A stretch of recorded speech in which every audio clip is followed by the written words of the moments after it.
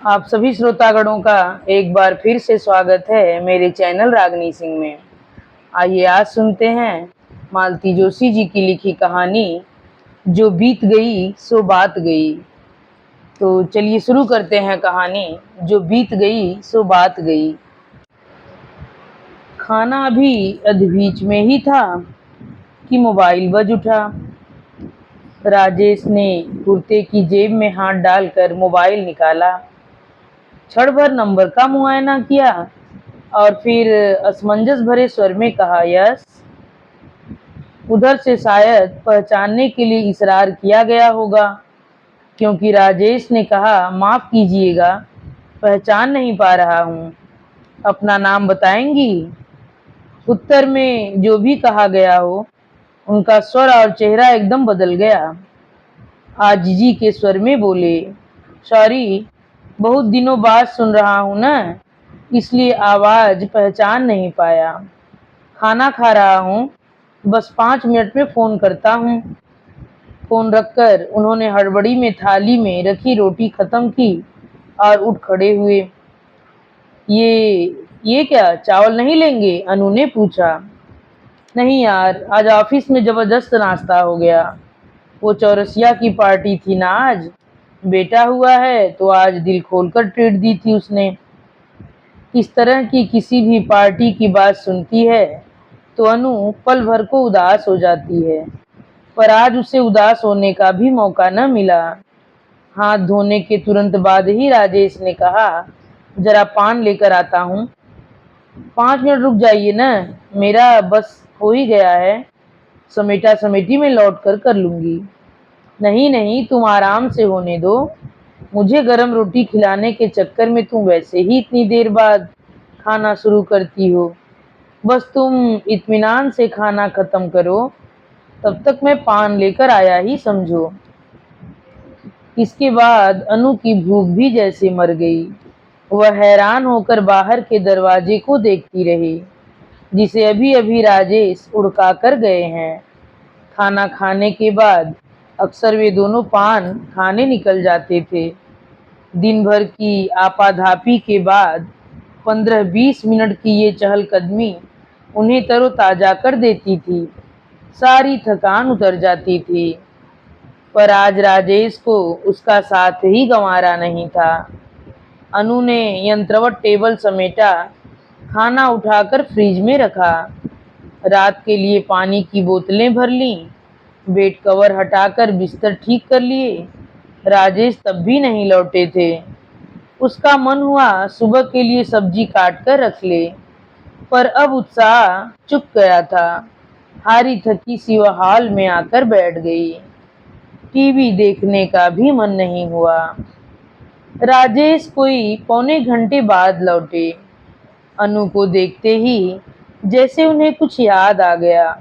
Sorry यार, पान लाना तो भूल ही गया। पान लाने गए थे और वही भूल गए? अनु ने हल्का सा कटाक्ष किया। अरे, एक सज्जन मिल गए थे, पूरा आधा घंटा खा गए। चलो दोबारा चलते हैं। नहीं, अब रहने दीजिए, थक जाएंगे, वैसे भी 10 बज रहा है, कल छुट्टी थोड़े ही है। राजेश ने फिर आग्रह नहीं किया। बिस्तर पर लेट तो गए थे, पर दोनों की आंखों में नींद नहीं थी। एक दूसरे से अपनी बेचैनी छुपाते हुए दोनों रात भर करवटें बदलते रहे। आखिरकार अनु से नहीं रह गया, बोली, सुनिए, यह मत सोचना कि मैं जासूसी कर रही हूँ, पर आपको इस कदर बेचैन देखकर पूछना पड़ रहा है, रात को वो किसका फोन था? राजेश कुछ देर अनु को देखते रहे, फिर घुटी सी आवाज में बोले, रंजना का। लेकिन वह तो कहीं बाहर है ना, माँ जी ने बताया था। हाँ, शायद ऑस्ट्रेलिया में है, पर घर तो उसका यही है ना। घर तो यही है मतलब यहाँ अक्सर ही आती होगी। क्या पता, शायद फोन भी करती रही हो। पर ऐसा होता तो राजेश उसकी आवाज फौरन पहचान लेते। उन्होंने कहा भी तो था, अरसे बात सुन रहा हूँ, इसलिए आवाज पहचान नहीं पाया। यूं फोन करने को तो इंसान बाहर से भी कर सकता है, उसके लिए भारत आना जरूरी थोड़े ही है, पर शायद उसके पास नंबर नहीं होगा, नहीं तो जरूर करती। आज से 6-7 साल पहले मोबाइल का इतना चलन नहीं था। कम से कम राजेश के पास तो सेलफोन नहीं ही था। उसे अपना नंबर कहाँ से मिला? उसे आपका नंबर कहाँ से मिला? उसने पूछा, पर उसे उत्तर नहीं मिला। एक बार रंजना के फोन की बात बता देने के बाद राजेश एकदम तनाव मुक्त हो गए थे और नींद की आगोश में चले गए थे। अनु लेकिन बहुत देर तक सो नहीं पाई। 6 साल का उसका वैवाहिक जीवन समस्याओं से भरा हुआ ही रहा है, पर इस तरह का तनाव वह पहली बार महसूस कर रही थी। अल सुबह आंख लगी ही थी कि मेहरी ने घंटी बजा दी। फिर तो कुछ सोचने का समय ही नहीं रहा। रोज की तरह घड़ी से तालमेल बिठाते हुए वह काम में जुट गई। राजेश को उसने 8:30 बजे तक सोने दिया। उसके बाद बेमन से ही सही जगा दिया। वैसे भी अपने सारे काम वे धीरे धीरे ही कर पाते हैं। ऑफिस के लिए निकलते हुए राजेश ने कहा, शाम को लौटने में देर हो सकती है, चिंता मत करना। कोई मीटिंग है? कोई मीटिंग है? हाँ, रंजना के साथ। तो घर पर ही बुला लेते ना। उसने बड़प्पन जताया। घर पर शायद वह कंफर्टेबल फील न करे। उससे ज्यादा शायद आप अनकंफर्टेबल हो जाते, उसने कहना चाहा, पर नहीं कहा। राजेश जैसे उसके मौन प्रश्न का उत्तर देते हुए बोले, वह कुछ जरूरी बात कहना चाहती है जो शायद यहाँ कहना संभव नहीं होगा। अनु ने हंसते हुए व्यंग किया, कल 50 मिनट बात होती रही, फिर भी जरूरी बात छूट ही गई। तुम क्या सोचती हो 50 मिनट में उसी से बात करता रह गया था? हमारी बात तो 1 मिनट में ही खत्म हो गई थी कि कल कहाँ मिलना है। फिर क्या? बहुत अपसेट हो गया था मैं। यूं ही निरुद्देश्य सड़क नापता रहा। जब पैरों ने जवाब दे दिया तब घर वापस लौटा। पर जब कोई बात ही नहीं हुई तो इतना अपसेट क्यों होते रहे? वो मेरा पहला प्यार था अनु, और इतने दिनों बाद अचानक उसका फोन आया। खैर मैं चलता हूँ, 10-20 हो रहा है, कहती वो बाहर निकल गए। अपने पीछे उन्होंने दरवाजा उड़का दिया। अनु सुन्न होकर सीढ़ियों पर उनके जूतों की विशिष्ट पहचान सुनती रही। हर पदचाप के साथ उसके कानों में एक ही वाक्य टकरा रहा था, वह मेरा पहला प्यार था अनु। तैयार तो उसे भी होना था, पर वह जैसे तन और मन दोनों से निढाल हो गई थी। ऐसी मन स्थिति में विद्यार्थियों को इतिहास क्या पढ़ाएगी? खाक।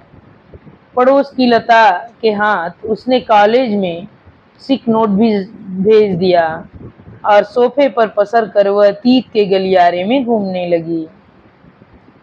उन दिनों पापा जीवन मृत्यु के बीच झूल रहे थे और सताइव नर्सिंग होम में भर्ती थे। यूं तो उस मंजिल पर सब सीरियस पेशेंट ही थे, पर बगल वाले कमरे में जो पेशेंट था, डॉक्टर्स अक्सर उसकी चर्चा किया करते थे। कहते थे कि आदमी शायद ही कभी अपने पैरों पर खड़ा हो पाएगा। कम से कम साल भर तो उसे बिस्तर पर रहना ही है और कोई आधा दर्जन ऑपरेशन से गुजरना है, तब शायद कोई चमत्कार हो जाए। अनु सुनती और अकारण उसका मन उस अपरिचित व्यक्ति के प्रति प्रेम और सहानुभूति से भर उठता। यूं तो माँ दिन भर पापा के पास बनी रहती थी, फिर भी अनु या भाई लोगों में से कोई न कोई वहां रहता। यह जरूरी था क्योंकि हर 2-3 घंटे बाद डॉक्टर्स राउंड पर आते थे और 15 मिनट बाद सिस्टर्स एक पर्ची पकड़ा देती थी। यह सब माँ के वश का नहीं था। एक बार ऐसी ही एक पर्ची लेकर वो सीढ़ियों की तरफ जा रही थी कि उसने देखा बगल वाली आंटी जी लिफ्ट के पास खड़ी हैं। उसने पास जाकर कहा, आंटी लिफ्ट बंद है, आज मेंटेनेंस हो रहा है। ये देखिए ऊपर लिखा है, हे भगवान। आंटी ने सीढ़ियों की ओर देखा। ये पहाड़ चढ़ते उतरते तो मुझे आधा घंटा लग जाएगा। राजू बिल्कुल अकेला है। लाइए, मैं ला देती हूँ। मुझे भी अपनी दवाइयाँ लानी ही हैं। महिला ने कृतज्ञ भाव से उसे देखा और पर्ची पकड़ा दी। मेडिकल स्टोर एकदम ग्राउंड फ्लोर पर था। 2 मंजिल उतरते चढ़ते अनु भी हाँफ गई थी। आंटी की तो पता नहीं क्या हालत होती। बगल वाले दरवाजे पर हल्की सी दस्तक देकर वह भीतर गई। आंटी को बचे हुए पैसे और गोलियां पकड़ाते हुए उसने पलंग पर लेटे उस व्यक्ति को देखा। हे भगवान! सिर से पांव तक पट्टियों से जकड़ा यह व्यक्ति क्या जीवित रह पाएगा? सिर पर पट्टियां थीं, एक पांव प्लास्टर में झूल रहा था, एक हाथ भी। वहां खड़े रहना उसके लिए दूभर हो गया। वह बाहर आई तो आशीर्वादों की झड़ी लगाते हुए आंटी जी भी बाहर आ गई। उन्होंने पापा के बारे में पूछताछ की, उनकी दीर्घायु की कामना की।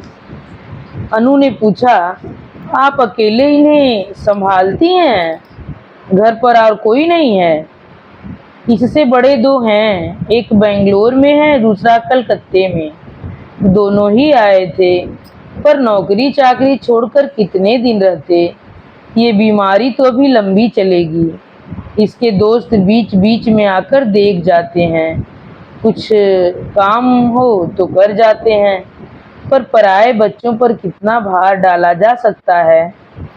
आपके बेटे बारी बारी से आते तो अच्छा रहता। ऐसा कहाँ होता है बेटा? एक्सीडेंट का सुनकर तो सभी दौड़े पड़े थे। उस समय तो ऐसा लगा था कि बोलते बोलते वे चुप हो गई। कौन माँ अपने मुंह से बेटे की मृत्यु की आशंका व्यक्त करेगी? आंटी जी, आपको जब भी कुछ मंगाना हो, दवाई, चाय, फल फूल, हमें कह दीजिएगा। यहाँ तो कोई न कोई रहता ही है।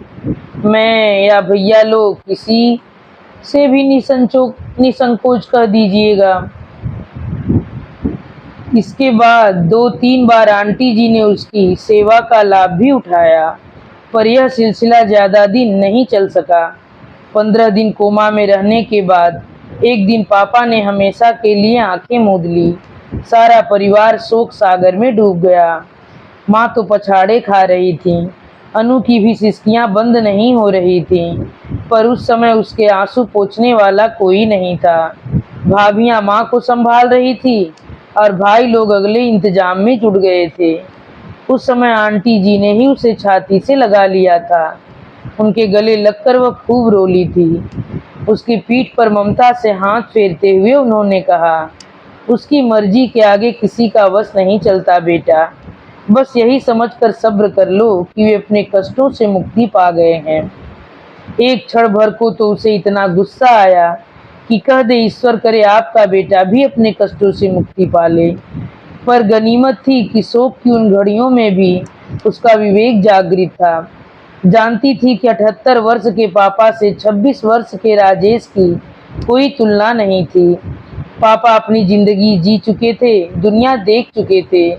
एक अनु की शादी को छोड़कर वो अपनी सारी जिम्मेदारियां पूरी कर चुके थे। पर यह राजेश 2 भाइयों की कृपा से पढ़ लिख कर अभी अभी अपने पैरों पर खड़ा हुआ था। माँ के लिए खुशियां संजोने का सपना ही देख रहा था कि नियति ने उसके पैरों के नीचे से जमीन ही खींच ली थी। पापा की मृत्यु के बाद जीवन में एक शून्य सा भर गया था। माँ अपने दुख में डूबी हुई थी।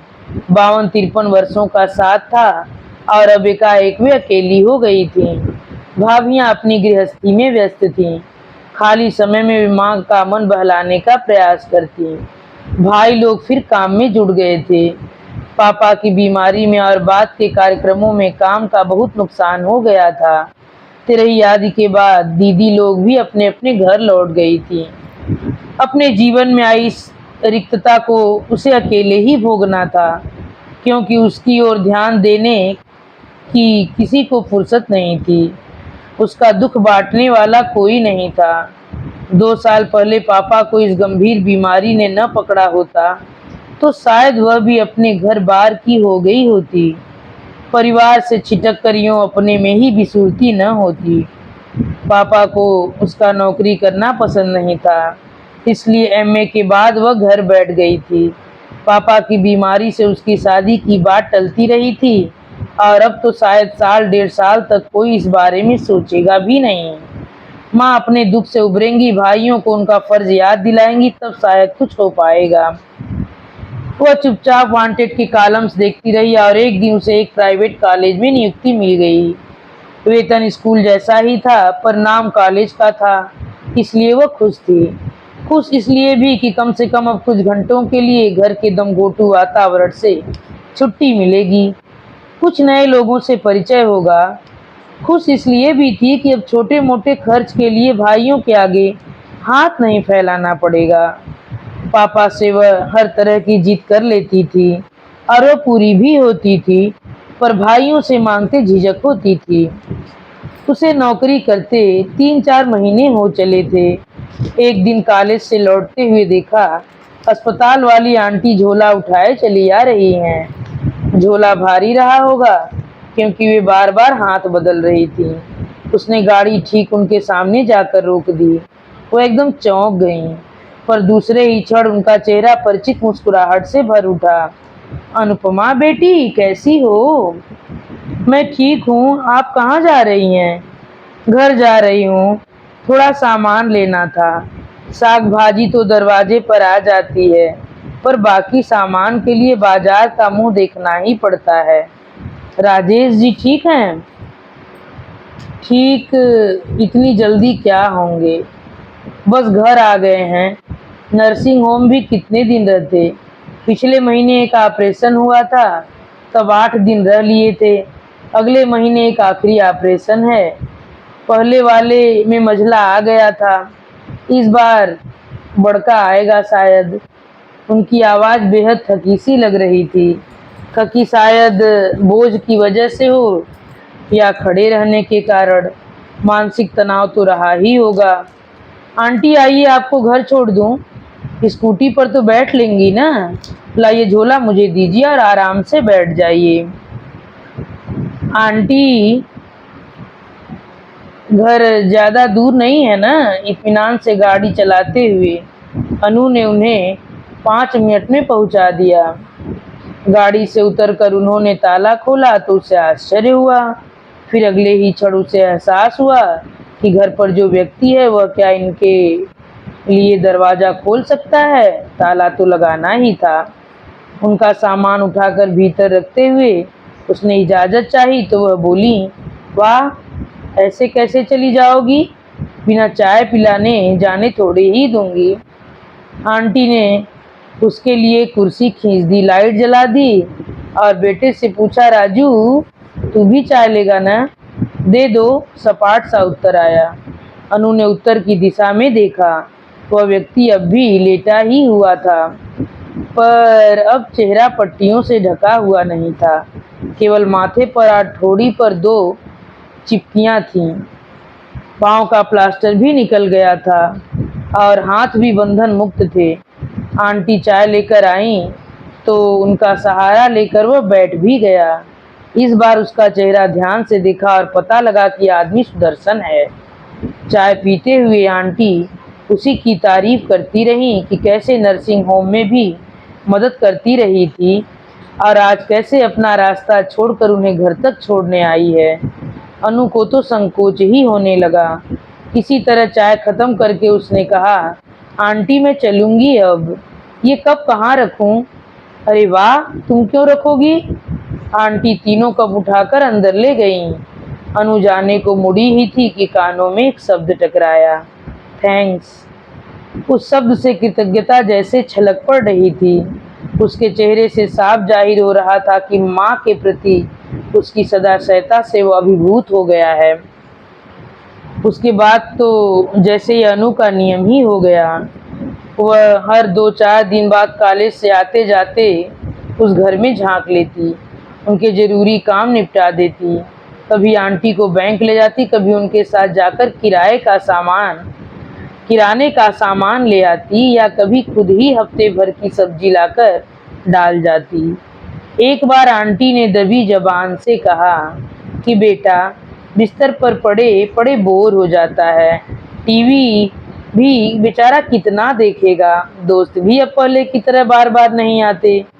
उन लोगों की भी गृहस्थी है, नौकरी धंधा है, कुछ किताबें मिल जाती तो उसका समय कट जाता। कहने भर की देर थी कि अनु ने लाइब्रेरी और बुक स्टॉल पर धावा बोल दिया। घर में पुस्तकों का और पत्रिकाओं का ढेर लगा दिया। उसे अंग्रेजी लेखकों की ज्यादा जानकारी नहीं थी। राजेश से ही लिस्ट लेकर वह दर्जन भर अंग्रेजी उपन्यास खरीद लाई। राजेश को बहुत संकोच होने लगा तो बोली, इसी बहाने मैं भी पढ़ लूंगी। अब तक मैंने एक भी अंग्रेजी नावल नहीं पढ़ी है, कहते भी शर्म आती है। उस घर में वो इतना रच बस गई थी कि राजेश के अंतिम ऑपरेशन के दिन पूरे वक्त आंटी के साथ शतायु में बैठी रही। राजेश के बड़े भाई बेंगलोर से आए थे। उन्होंने तो पूछ ही लिया, यह लड़की कौन है, रंजना? रंजना? आंटी के मन का सारा तिरस्कार उनके स्वर में उतर आया था। राजू के एक्सीडेंट के बाद एक बार झांकने भी नहीं आई है। इसका दोस्त त्रिलोकी बता रहा था कि उसकी तो शादी भी हो गई है, कहीं बाहर जाकर रह रही है। उस दिन पहली बार रंजना का नाम सुना था, उसके बारे में जाना था। सब कुछ सुनने के बाद उसका मन करुणा से भर उठा था। बार बार यही लगता रहा कि तन मन से लहूलुहान व्यक्ति कैसे जी गया। शायद माँ की ममता ही उसे थामे रही होगी, नहीं तो वह कब से मृत्यु का वरण कर लेता। कॉलेज से लौटकर वह नर्सिंग होम जाने लगी थी। मुश्किल से 3 दिन बीते होंगे कि एक दिन बड़े भैया ने अचानक पूछ लिया, तुम्हारी कोई सहेली बीमार है क्या? नहीं तो फिर शतायु क्यों गई थी? चतुर्वेदी अंकल बता रहे थे। चतुर्वेदी अंकल पापा के करीब रहे हैं और ठीक नर्सिंग होम के सामने रहते हैं। पापा की बीमारी में उनके घर का बहुत सहारा रहा। माँ का नहाना धोना तो वहीं होता था, पर चतुर्वेदी अंकल क्या दिन भर खिड़की पर ही बैठे रहते हैं और इतनी दूर से लोगों को पहचान भी लेते हैं। तुमने बताया नहीं कौन बीमार है? भैया पूछ रहे थे। बड़ी मुश्किल से अनु भैया को राजेश के बारे में समझा सकी।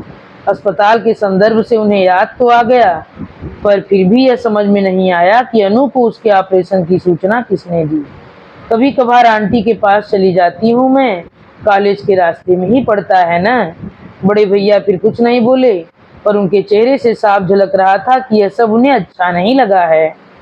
उनके और चतुर्वेदी अंकल के डर के मारे फिर वो नर्सिंग होम भी नहीं जा पाई, पर मन में एक बेचैनी, एक छटपटाहट बनी रही। और ईमानदारी से जब उसने अपने मन का मुआयना किया तो पता चला यह छटपटाहट सिर्फ आंटी के लिए नहीं है, उनके बेटे के लिए भी है, बल्कि बेटे के लिए ही है। तो अपने आप से ही वह इतना डर गई कि उसके सामने भैया का डर भी फीका पड़ गया। 8-10 दिन उसने उधर का रुख नहीं किया। फिर एक दिन डरते डरते नर्सिंग होम फोन किया तो पता चला कि राजेश 2 दिन पहले ही डिस्चार्ज हो गया है। घर जाने की तीव्र इच्छा हो रही थी, पर उसने मन को मजबूती से थामे रखा। फिर इसी तरह 15 दिन और निकल गए और तब उसने मन के आगे घुटने टेक दिए। एक बार फिर उस घर की घंटी बजा दी। हमेशा की तरह दरवाज़ा देर से खुला। अनु जानती हैं कि अर्थराइटिस के कारण आंटी तेजी से चल नहीं पाती, लेकिन दरवाज़ा तब खुला तो वह आश्चर्य से अवाक रह गई। वॉकर के सहारे राजेश सामने खड़े थे। व्हाट ए प्लीजेंट सरप्राइज, वह अनायास बोल उठी। यह बात तो मुझे कहनी चाहिए थी, राजेश ने एकदम उदास हंसी के साथ कहा। फिर कुर्सी की तरफ इशारा करते हुए कहा, बैठिए। अनु बैठ गई। धीरे धीरे चलकर राजेश भी अपने बिस्तर पर जाकर बैठ गए। कहा, माँ आपको बहुत याद कर रही थी। सिर्फ माँ? मतलब वह प्लेजेंट सरप्राइज वाली बात झूठी थी। राजेश हंस दिए। सारा घर आपको याद कर रहा था। That is fine. By the way aunty कहाँ हैं? बाजार गई हैं। सॉरी, मैं इतने दिनों तक आ नहीं सकी। दरअसल इसमें सॉरी कहने जैसा क्या है, आपकी अपनी व्यवस्थाएं हैं, उसमें से थोड़ा समय आप हमें देती हैं। We are grateful. आपका धन्यवाद ज्ञापन हो गया है वो, तो मैं चलूं? वह उठ खड़ी हुई। माँ के आने तक तो रुकिएगा, नहीं तो उन्हें बहुत बुरा लगेगा। वह पुनः बैठ गई। इस बार उसका ध्यान पलंग पर रखी चौकी की ओर गया। ये क्या रामायण पढ़ रहे हैं? तो क्या करूं, मेरी होम डिलीवरी लाइब्रेरी तो बंद हो गई ना। वह फिर सॉरी कहने को थी कि उन्होंने कहा, अब उंगलियां थोड़ा काम करने लायक हो गई हैं तो दोस्तों से कहकर कुछ अकाउंट्स का काम मंगवा लिया है। सिर्फ उपन्यास पढ़कर तो जिंदगी नहीं कट सकती ना। उनके स्वर में हल्का सा विषाद था। अनु का मन सजल हो आया।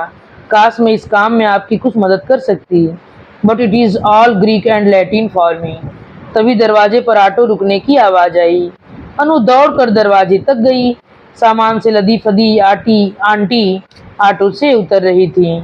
अनु ने लपक कर उनके हाथ से दोनों तीनों झोले ले लिए और किचन में रखाई। लौटते हुए एक गिलास ठंडा पानी भी लेती आई। आंटी को कुर्सी पर बिठाकर उसने उनके हाथ में गिलास थमा दिया। गिलास हाथ में लेकर आंटी तृप्त भाव से उसे निहारती रहीं। नजरों से ही उसे दुलारती रहीं, असीसती रहीं। उस स्नेह वर्षा में भीगती हुई वह पुलकित होती रही। इसके बाद उस घर के चक्कर फिर शुरू हो गए। इस बार तो जैसे नित्य नियम ही हो गया था। उस घर की वह जैसे स्थायी सदस्य बन गई थी। वह घर जैसे उसकी प्रतीक्षा में आंखें बिछाए रहता था। उसने रोज अनुभव किया था कि उदास आज सोया हुआ यह घर उसके जाते ही गुलजार हो उठता है। चौबीसों घंटों वह अपनी दुनिया में खोई रहती थी, इसलिए उसे पता ही नहीं चला कि उसके क्रियाकलापों पर भी किसी की नजर है। इस बार घर वाले बहुत चौकस थे और उनके पास राई रत्ती खबर पहुंचती थी। एक दिन जब वह घर पहुंची तो बड़े भैया उसे आड़ो हाथे लिए, तुम दिन भर वहाँ माथुरों के यहाँ क्यों घुसी रहती हो? एक क्षण तो वह सकपका गई, पर घबराई नहीं, क्रुद्ध आवाज में बोली, दिन भर तो मैं अपनी नौकरी पर जाती हूँ। हाँ, आते जाते उन लोगों का एक आध काम कर दिया तो क्या गुनाह हो गया। माँ इन दिनों एकदम विरक्त सी हो गई थी, पर इस बार वह भी बोली, कुंवारी लड़कियों का इस तरह घर डोलना क्या अच्छा लगता है? छोटा भाई बोला, वह बुढ़िया इसे इमोशनली ब्लैकमेल कर रही है। और वह तुनक कर बोली, भैया बड़ों के बारे में इस तरह की बात की जाती है तो अब बात करने का तरीका मुझे तुमसे सीखना होगा। माँ ने भी कहा, वह क्या गलत कह रहा है? आखिर उन लोगों के लिए तुझे इतना दर्द क्यों है? कौन लगते हैं वे तुम्हारे? बड़े भैया बोले, चार लोगों के बीच उठना बैठना तो हमें पड़ता है। 100 तरह की बातें होती हैं, किस किस का मुंह पकड़ेंगे? पता नहीं उस समय अनु में कहाँ से इतनी शक्ति संचारित हो गई। निर्णायक स्वर में बोली, उन लोगों को मेरी जरूरत है, मैं वहां जाना तो छोड़ नहीं सकती। आप लोगों को बदनामी का इतना ही डर है तो मेरी शादी वहां करा दीजिए। उसकी बात पूरी भी नहीं हो पाई थी कि एक झन्नाटेदार तमाचा उसके गाल पर पड़ा। वो तो भाभी ने बड़े भैया का हाथ पकड़ लिया, नहीं तो उसकी पता नहीं क्या गत बनती। छोटा बोला, अब तो बिल्कुल साबित हो गया है कि उन लोगों ने इसे हिप्नोटाइज कर दिया है। 8-10 दिनों तक घर जैसे बारूद के ढेर पर बैठा था। हर क्षण विस्फोट की आशंका बनी रहती थी। साम दाम दंड भेद भाइयों ने सब उपाय करके देख लिया, पर वह अपनी जिद पर अड़ी रही। आखिर माँ ने ही दो टूक फैसला सुना दिया। उसकी किस्मत में लंगड़ा लूला ही लिखा है तो यही सही, कर दो विदा। यहाँ जितने दिन रहेगी हमारा खून ही जलाएगी। इस घर का तूफान कुछ थमा तो उस घर में भूचाल आ गया। वे लोग तो एकदम हक्के बक्के ही रह गए। शारीरिक, आर्थिक, मानसिक सभी रूपों में वह पक्ष अक्षम था।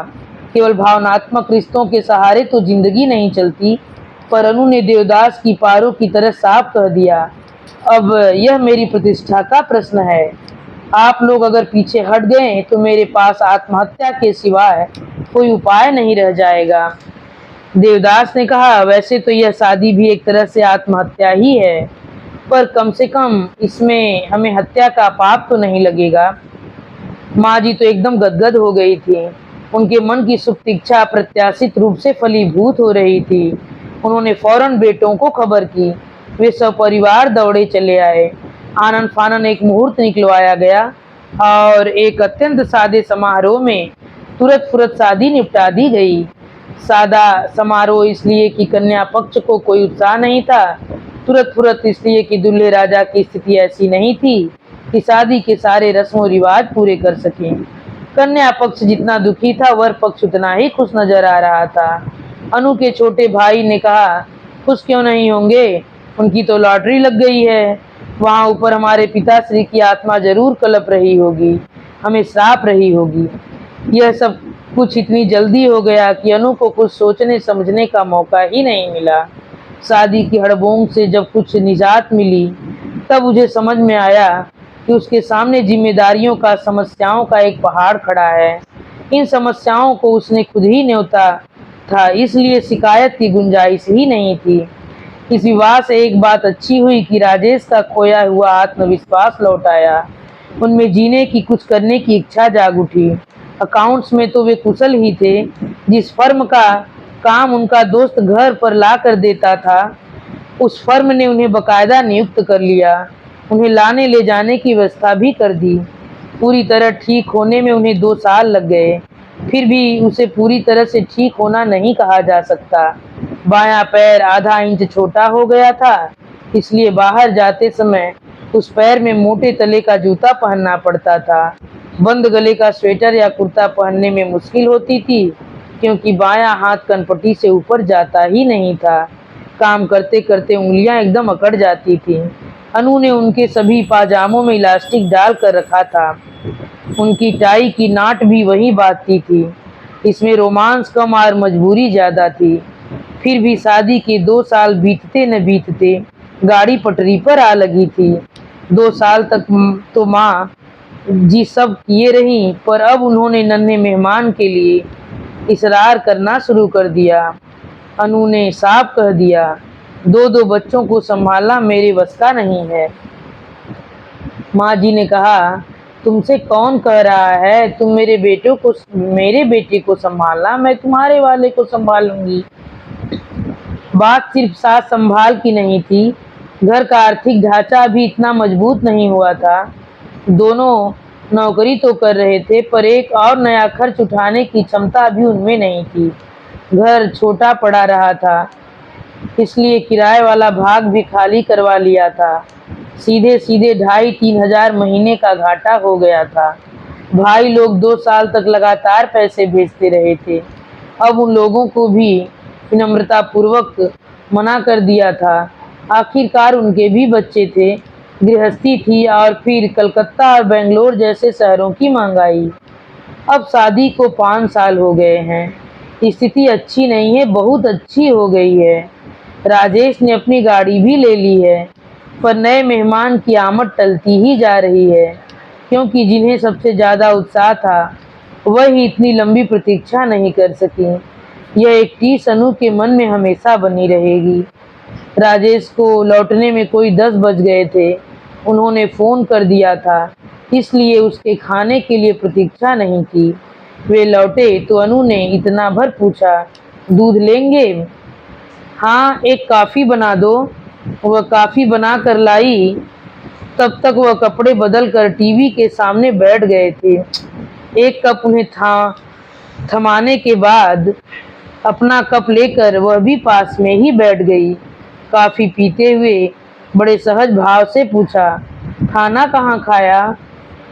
कोई रंगोली नामक रेस्टोरेंट है, मैंने तो पहली बार ही देखा। नया है शायद, इसलिए भीड़ भी कम थी, तभी तो उसका चुनाव किया होगा, अनु ने सोचा। फिर बोली, हाउ वाज द मीटिंग? ठीक ही रही। मैं तो श्रोता की हैसियत से ही गया था। जो कुछ कहना था उसे ही कहना था। पूरे समय ही बोलती रही। इतने सालों का पूरा कच्चा चिट्ठा सुना गई। बहुत बहादुर लड़की है, मैं तो दाद देता हूँ। जब छोड़ने का मन हुआ तो एक झटके में सब कुछ छोड़कर चली आई। बच्चों का भी मोह नहीं किया। वाह, क्या बहादुरी है, अनु ने मन में सोचा। फिर कसैले स्वर में पूछा, यह बहादुरी उस समय कहाँ गई थी जब किसी को उसकी सख्त जरूरत थी? अरे, उसके पापा बड़े खूंखार किस्म के आदमी थे। उसे स्मगल करके सीधे ऑस्ट्रेलिया ले गए और वहां उसकी शादी करवा कर ही दम लिया। वे जिंदा होते तो शायद आज भी वह हिम्मत नहीं कर पाती। अनु का स्वर और कसैला हो आया। बोली, मेरे पापा तो नहीं थे, पर आप क्या सोचते हैं मेरे सिर पर कोई नहीं था? मेरे घर वालों ने क्या मुझे छुट्टा छोड़ दिया था। आप क्या जाने कि आपकी वजह से मुझे क्या क्या सुनना पड़ा है, सहना पड़ा है। तुमने कभी बताया नहीं। आपको तो यह पता भी नहीं होगा कि मेरे दोनों भाई आपकी माँ को क्या क्या सुना गए थे। माँ ने कभी नहीं बताया। क्या बताती। उस समय तो हम दोनों ही आपके जख्मों को सहलाने में लगी हुई थी और एक नया जख्म देने की इच्छा नहीं थी। इसके बाद कोई कुछ नहीं बोला। अनु ने एक और रात आंखों में काट दी। बाद के 2-3 दिनों तक रंजना ही उसके दिल और दिमाग पर छाई रही। वह राजेश की बड़ी बारीकी से निरीक्षण कर रही थी, पर उसे उनके व्यवहार में कोई परिवर्तन नजर नहीं आया। वह खुद लेकिन इतनी तटस्थ नहीं रह पाई थी। एक दिन उसने पूछ ही लिया, उस दिन आप रंजना की बहादुरी की दाद दे रहे थे। क्या घर बार छोड़ना इतनी बहादुरी का काम है? शायद क्योंकि पुरुष होते हुए भी इतनी हिम्मत मैं कभी नहीं जुटा पाऊंगा। क्यों? वह हंस दिए। क्योंकि मैं तुम्हारे उपकारों के तले गले तक डूबा हुआ हूँ। उसे बिल्कुल भी हंसी नहीं आई। गंभीर स्वर में बोली, प्रेम में ये उपकार की भाषा कहाँ से आ गई? माफ करना अनु, हमारी शादी में प्रेम कहीं दूर दूर तक नहीं था। तुम्हारी तरफ से थी सहानुभूति और मेरी तरफ से कृतज्ञता। देखिए, आप सिर्फ अपनी बात कहिए, मेरी ओर से दलील देने की कोई जरूरत नहीं है। उसका स्वर असाधारण रूप से कठोर हो गया था। और एक बात अच्छी तरह जान लीजिए, सहानुभूति में सिर्फ सेवा ही हो सकती है। सहानुभूति में कोई शादी नहीं करता। हो सकता है शुरू में सहानुभूति ही रही हो, फिर धीरे धीरे प्रेम अंकुरित हुआ हो। जैसे मैं भी तो अब धीरे धीरे तुमसे प्यार करने लगा हूँ। पर तुम्हारा प्यार लव एट फर्स्ट साइट नहीं था, यह तो तय है। क्योंकि जिस समय तुमने मुझे पहली बार देखा था, मैं इतनी टूटी फूटी अवस्था में था कि प्रेम होना संभव नहीं था। और रंजना, उसका प्यार कैसा था? तो मेरा पहला प्यार था अनु। यह बात राजेश ने पहले भी एक बार कही थी, पर आज तो उनका स्वर बहुत ही आर्त था। अनु भीतर तक हिल गई थी। अगले कुछ दिनों तक सोते जागते उठते बैठते उसके कानों में वही सर गूंजते रहे, रंजना मेरा पहला प्यार था अनु। आखिर एक दिन हिम्मत जुटाकर चाय की मेज पर उसने अपनी बात कह ही डाली। देखिए, जिस दिन आप मुझे छोड़ना चाहें, मुझे प्लीज़ बता दीजिएगा। मैं उसी क्षण आपको आज़ाद कर दूंगी। बदले में कुछ मांगूंगी भी नहीं। एकाएक यह सहीदाना बाना किस लिए? उस दिन आपने कहा था कि रंजना मेरा पहला प्यार है, तो अब आपका पहला प्यार लौट आया है तो? देखो, उनका स्वर अत्यंत कठोर हो आया। तुम मुझसे अगर ऊब गई हो तो किसी भी क्षण मुझे छोड़कर जा सकती हो। बहाने बनाने की ज़रूरत नहीं है। जी, मैंने तो यह सोचा था। क्या सोचा था? रंजना वापस आ गई है तो मैं उसके पास चला जाऊंगा। क्या फुटबॉल हूँ मैं जो कभी इस पाले में कभी उस पाले में लुढ़कता रहूँगा? तुम लोगों ने मुझे खिलौना समझ रखा है कि जब चाहा उठा लिया, जब चाहा फेंक दिया। तुम लोग मतलब तुम और रंजना दोनों में कोई फ़र्क नहीं है। रंजना क्या सोचती है? वह जब बुलाएगी मैं उसके पास दौड़ा चला जाऊंगा। एक समय था जब मुझे उसकी सख्त ज़रूरत थी। मैं तन और मन से लहूलुहान अस्पताल में पड़ा था। उसकी एक झलक के लिए, एक स्पर्श के लिए तरस गया था, पर वह नहीं आई। आई उसकी शादी की खबर। बस उसी क्षण सब कुछ जलकर राख हो गया। एक वह बेवकूफ़ है जो सोचती है कि बुझे हुए शोलों को हवा दे सकेगी, और एक तुम। प्लीज़ मेरी रंजना के साथ तुलना मत कीजिए, गाली जैसा लगता है। तो कृपा करके तुम भी इस तरह की उलूल जुलूल बातें करना बंद करो। देख रहा हूँ हफ्ते भर से तुम्हारे दिमाग में यही बात घूम रही है। न खुद चैन से जी रही हो, न मुझे जीने दे रही हो। ऐसे स्टॉप इट, नहीं तो सचमुच ही सब छोड़ छाड़ कर कहीं निकल जाऊँगा। पहली बार अनु ने अनुभव किया कि वह व्यक्ति शरीर से अशक्त भले ही हो, पर इतना लिजलिजा नहीं है कि स्वाभिमान ही ताक पर रख दे। पहली बार उसे एहसास हुआ कि भावनाओं के आवेग में ही सही उसने सही व्यक्ति चुना है। और इन्हीं अंतिम शब्दों के साथ यह कहानी यहीं पे समाप्त होती है। अगर आप लोगों को यह कहानी पसंद आई तो कृपया मेरे चैनल को सब्सक्राइब, वीडियो को लाइक और कमेंट करके मत बताना भूलिएगा कि कहानी आप लोगों को कैसी लगी। धन्यवाद।